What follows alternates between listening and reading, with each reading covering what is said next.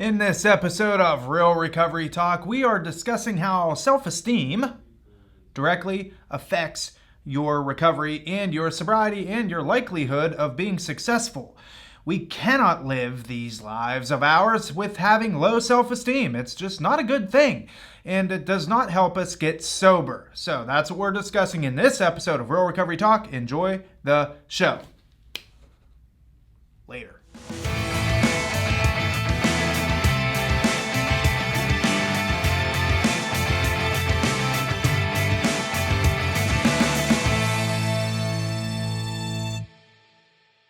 Here we are, Real Recovery Talk. I am your host, Tom Conrad.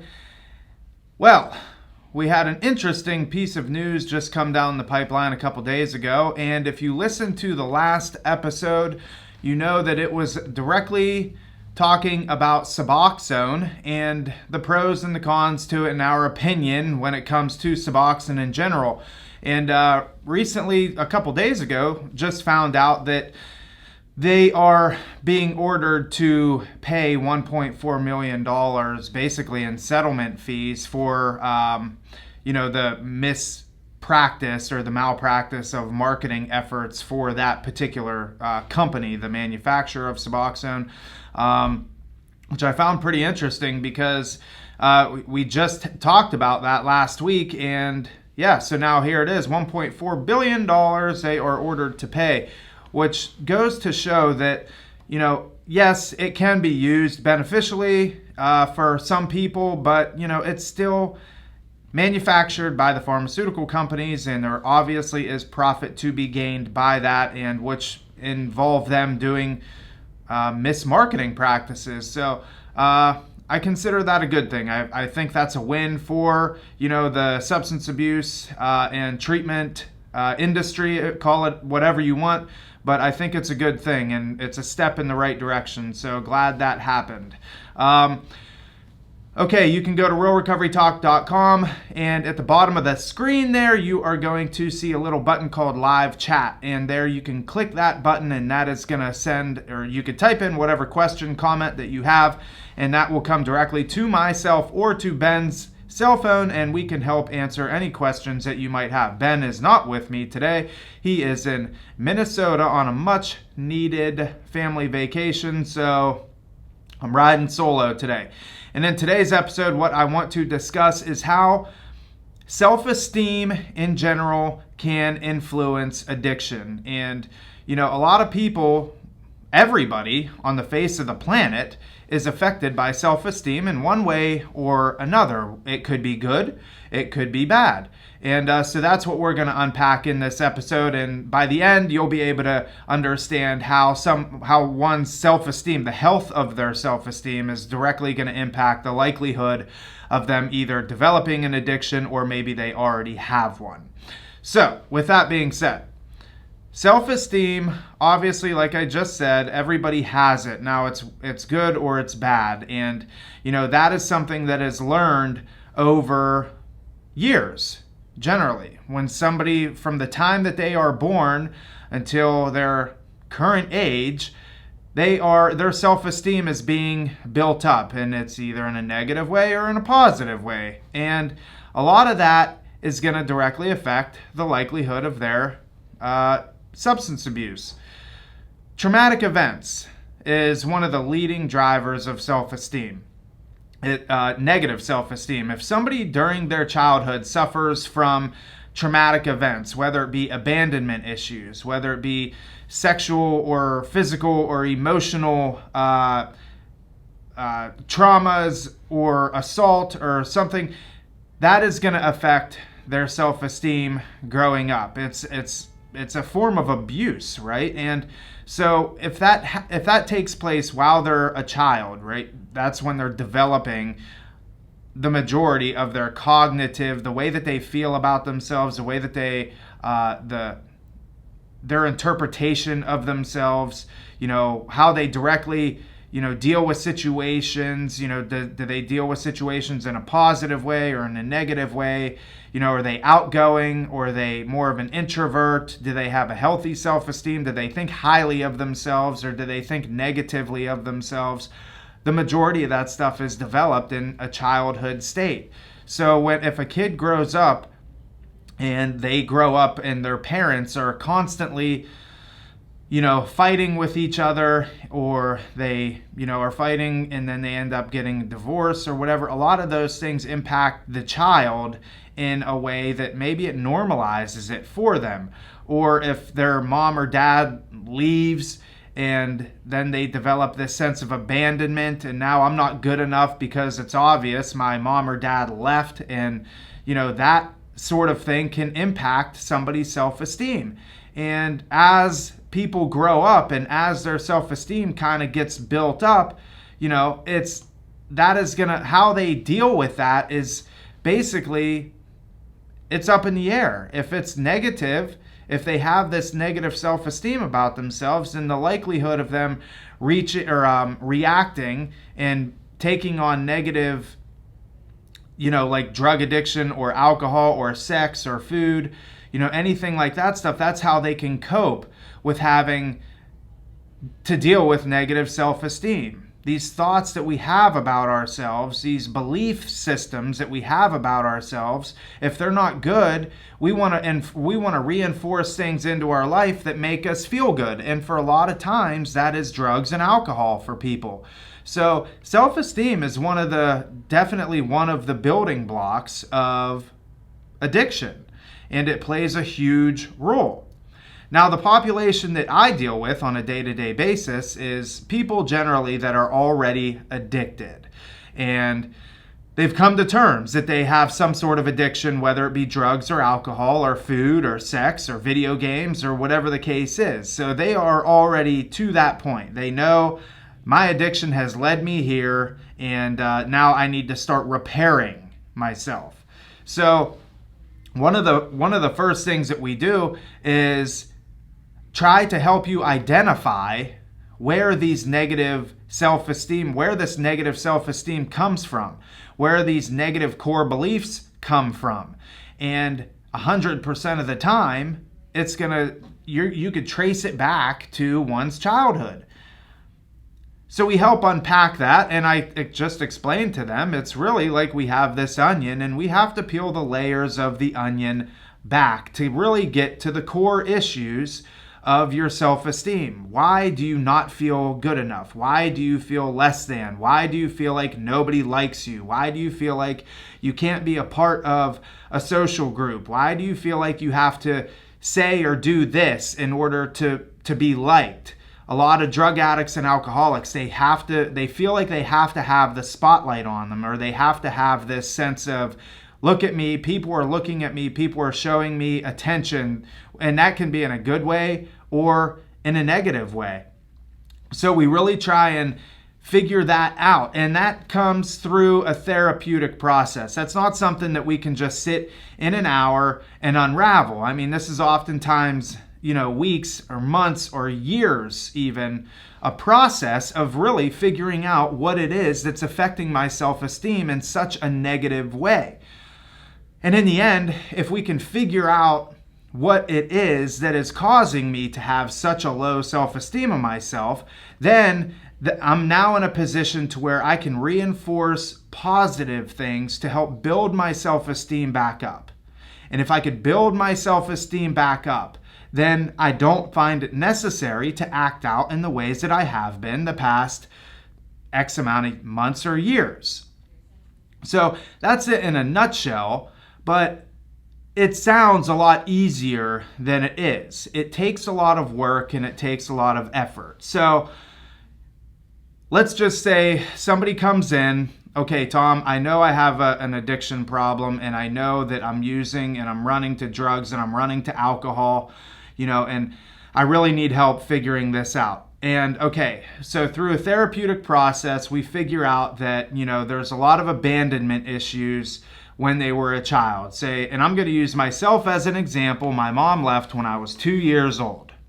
Now, when my mom left, I didn't even fully know or fully understand that reinforced this idea that people are going to abandon me in my life, that I'm not good enough, my own mother can't even stick around. And Of course, I didn't her leaving it when I was 2 years old. I grew up in an environment that it was just me and my dad, and it was normal. It was totally normal for me to live in just a single parent household. So, come time that I got sober and I'm sitting in front of a therapist and they're telling me, well, you probably suffer from some abandonment issues because your mom left at 2 years old. I didn't really so much believe that in the very beginning because it was so normalized for me that I didn't know that there was any other way to live. Okay, I grew up with a father, that was it, and he did his best for me with what he had. So come 26 years old and I'm sitting in front of a therapist trying and spilling out my guts and talking about my childhood and so on and so forth. I wasn't really fully bought into the idea that I suffered from abandonment issues because I'd got along just fine. It was me and my dad and everything was great. But throughout, and this is where professionals obviously come into play, therapists, licensed mental health counselors, or whatever, they are trained and they know how to really dig in deep and to get into areas in my subconscious that I don't even know that I can tap into. And they have this way to be able to get in there and to help me fully understand, yes, Tom, you do suffer from abandonment issues. And whenever I came to the realization that I did suffer from abandonment issues, that was a good place for me to start building on that and to know and to have some positive reinforcement and instilling positive reinforcement. So I no longer had to latch on to that. But it took time and it took, there was a process to it. So when somebody comes in and they want to get clean off drugs and alcohol and you talk to them and say, well, this stems from something probably in your childhood, and not even probably, it does stem from something in your childhood. The majority of people say, no, it doesn't. I just like to drink. I like to use drugs. It started off as a social thing and then it progressed into an addiction. Which, yes, on a surface level, that does seem to be the most logical thing. But why didn't I feel good enough to begin with to where when I consumed alcohol or I shot heroin for the first time, it made me feel like superhuman? Okay, I felt really good about myself all of a sudden. I was more outgoing. It was easier for me to have conversations with people. It was easier for me to talk to females. Prior to that, I did not feel like I was capable of doing so. I wasn't capable of being in social situations or capable of talking to people. And so alcohol really, it just made me a more outgoing person. But prior alcohol, something made me not be able to communicate, not be able to be in social situations and stuff like that. And that is the stuff, we don't care about, okay, yes, you like using drugs and you like drinking, and it was a social thing at the beginning, and it progressed into an addiction. That's the case with just about everybody. But we want to know prior to that, what was it? What made you? What built you? What reinforced your negative belief systems? What made you even turn to drugs and alcohol in the first place? And one of the biggest things in that is one's self-esteem. If somebody grows up and they have a positive outlook about themselves and they have a positive self-esteem and they really, they grow up in a good household and this is, I'm not saying that people that grow up in good households don't suffer from drug addiction and alcoholism, because they obviously do. But if as parents, we, enforce a positive life and we provide a culture and a lifestyle to our kids that really reinforces positive self-esteem, and we're going to all their sporting events and we're going to and as husband and wife, we are portraying a healthy marriage and communication's good, and we're constantly encouraging our kids and helping them and just being there for them, the likelihood of them reaching out for drugs and alcohol is a lot less, because they don't need to go to some sort of outside thing to get an internal validation, right? Because a lot of times that's what happens. My self-esteem's low. I can't get it from the people that are closest to me, the ones that care about me the most, the ones that I care about the most. I can't get it from them. So I need to look to some sort of external thing to give me an internal validation, to reinforce, oh, Tom, you are good enough. Tom, I'll take care of you. Tom, I'll make you feel better. And for me, that external thing was alcohol and drugs. So it's very important to understand that this stuff stems from way before we pick up the first drink or the first drug. And if you're listening to this and you're just having a hard time wrapping your head around that, it's okay, because I did too. I wasn't a person that was just, hey, I get it, I know, my mom left when I was 2 years old and that's what started my whole alcoholism journey. That wasn't the case, and that's not the case for most people, if anybody. It's a process, and that process needs to be with professionals and people that have gone through this process themselves and can really help you understand, this is what this is all about. This is why it's important to go through a therapeutic process if you can. And most people can. It's just, a lot of people won't look out or reach out to those resources. So, okay, we've identified that we grew up, we have abandonment issues, we have some sort of traumas and stuff that, obviously has affected our self-esteem. And we understand that self-esteem is one of the building blocks of our addiction. We have low self-esteem, which is why we're turning to drugs and alcohol or food or sex or drugs or whatever. Now what? We have to enforce, like I said, we have to reinforce positive things that can help build up our self-esteem. Okay? We have to have some sort of sense of identity. We have to be okay with ourselves. We have to have a sense of security. We have to know that no matter what happens, everything is going to be okay. I have that sense of security about myself. We have to have a sense of belonging. We have to be part of, we have to have friends. One of the biggest parts of this whole sobriety process and recovery process is community, and having people around us that can help lift us up and not tear us down.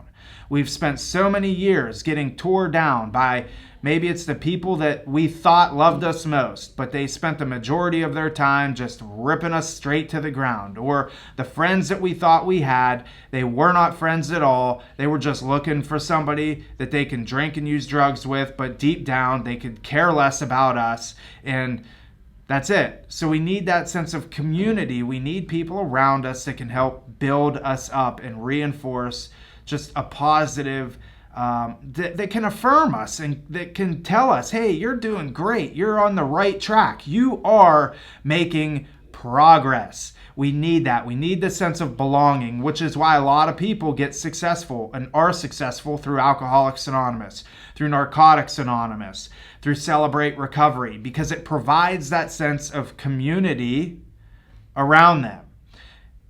Many people say you are the average of the sum of the 5 people around you.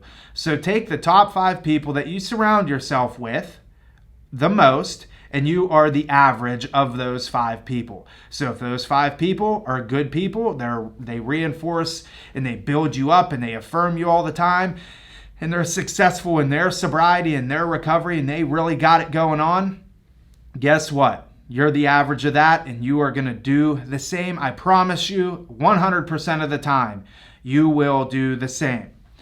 You have to have a sense of purpose. That's a big part of this whole process too, and like building up your self-esteem.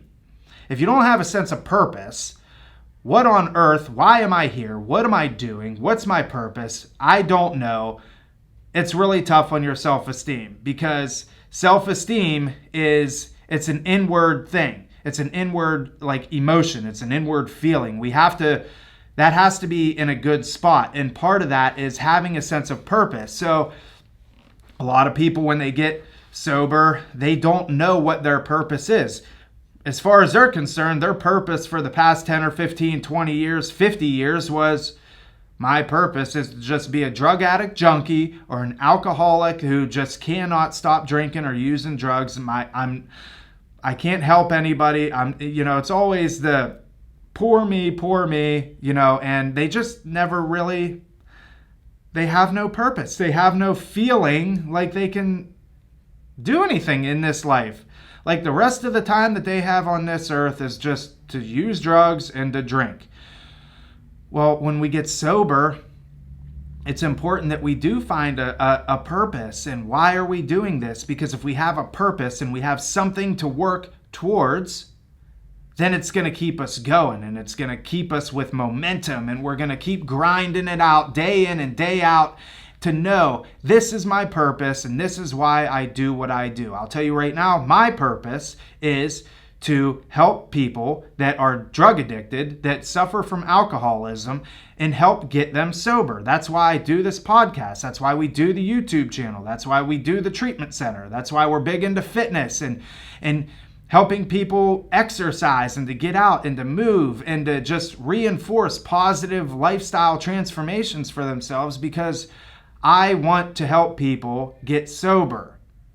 That's my purpose. And aside from that, I want to be a good father, and I want to be a good husband, and I want to be a good son to my dad that I never was when I was drinking and drugging. So I have a bunch of different purposes, but primarily I need to help get people sober. That's what I want to do. That's why I do what I do. That is my purpose. So find one of those. It is out there, but it takes internal search. You have to look for it. Reach out to other people. It's okay to not know today what your purpose is. Reach out to people and be vulnerable and say, hey, I really don't know. I don't know what my purpose is. Help me. Help me find a purpose, and that's okay too. Reach out to people. Reach out to the ones that care for you most, that will lift you up, that community that we just talked about. Reach out to them. Let them know, hey, I'm trying to find a purpose. Okay, well, let's start here. And eventually you will get there, I promise you. And you also have to have a sense of self-competence. Like, I'm capable of doing this. We have to continually tell ourselves, look, now is tough. I know right now I'm going through a really hard time in my life, but I can get through it. I've gone through the worst of the worst. I've been in situations that I never thought that I would, looking back on, that I could ever get through. I got through all those, and I know I can get through this. And having that constant reinforcement and knowing that we can get through this no matter what, stand in the mirror and tell yourself every morning, today's going to be tough, it's going to be hard, but you know what? I'm going to get through it, and I can do it. It's very important. You have to tell yourself those things, because if we don't believe it ourselves, we're never going to be able to achieve it. And all those things coupled together, we're going to start building our self-esteem. Now there's some very surface level things that I just want to cover before we end that we can do that's going to help keep us in a good mood, that's going to help build our self-esteem up, that's just going to help us when our eyes open in the morning. We're going to feel refreshed. We're going to feel good. We're going to feel like I'm ready to take on the day. I might only have 1 day sober. I might have 10 years sober, 20 years sober. And let me tell you this, 1 day sober, 10 years sober, 20 years sober, some days are going to suck, and you're not going to want to get out of bed. But we're going to open our eyes, we're going to grind it out, we're going to stand in the mirror, and we're going to tell ourselves, I got it. I'm going to go out, I'm going to take this day on and bring it on. All right, that's my soapbox. These are some just surface level things that we can do. Make some lists of strengths for yourself, strengths that you have, some achievements that you've had in your past. As far back as you can even remember, it doesn't even matter. I know a lot of my achievements happened, prior my drinking. A lot of things, I was real big into archery. I was really good at archery, and it's something that to this day I consider a big achievement of mine.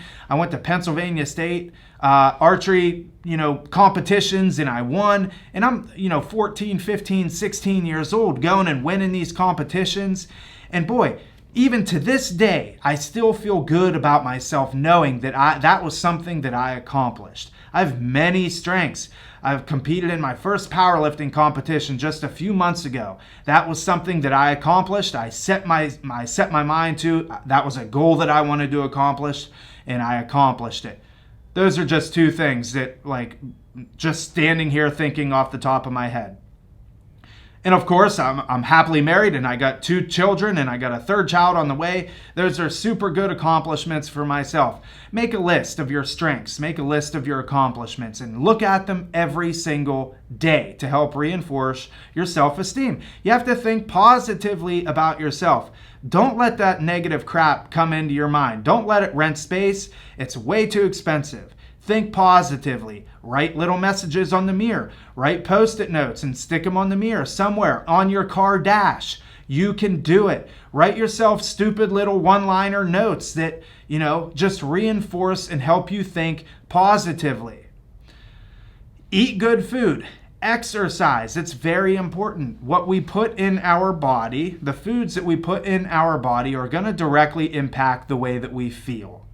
Okay? Don't fill your body full of crap junk food all the time. It's okay to splurge. And listen, I'm not one to talk on this topic a whole lot because it's still a struggle of mine. But I know when I'm eating good and I'm eating clean, I feel good and I feel a lot better. Exercise, the same thing. When I'm exercising and I'm out grinding it out, even if it's for 10 minutes a day, it's an accomplishment. It's something that helps me feel good about myself, and it's something that reinforces healthy self-esteem. I feel good about myself. It's crazy how it works.